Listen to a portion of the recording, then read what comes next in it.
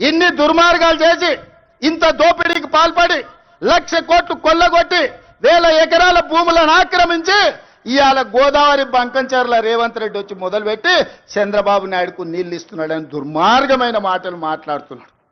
చంద్రబాబు నాయుడుతోనే ఉండాలంటే, చంద్రబాబు నాయుడుతోనే అంటగాగాలంటే అక్కడనే ఉండేటోని కదా.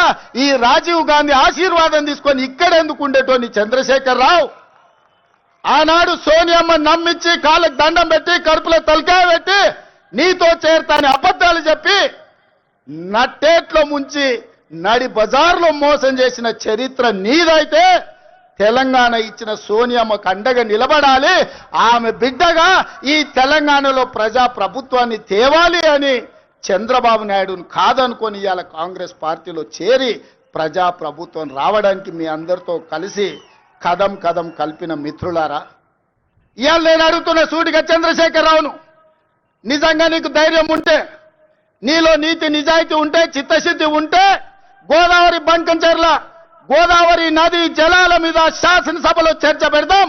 స్పీకర్ కు లేఖ రాయి నువ్వు చెప్పిన తారీఖు నాడు అసెంబ్లీ పెట్టించే బాధ్యత మా శ్రీధర్ బాబు గారు తీసుకుంటారు. నువ్వు నేను చర్చ చేద్దాం. గోదావరి జలాలలో తెలంగాణకు అన్యాయం చేసింది ఎవరు?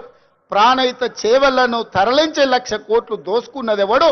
ఇవాళ గోదావరి బంకంచెర్లలో 3,000 టీఎంసీ సముద్రంలో కోతున్నాయి. రాయలసీమకు తరలించమని చెప్పింది నువ్వు కాదా? 2016లో మొత్తం వివరాలతో నేను వస్తా, నువ్వు సిద్ధంగా ఉన్నవా?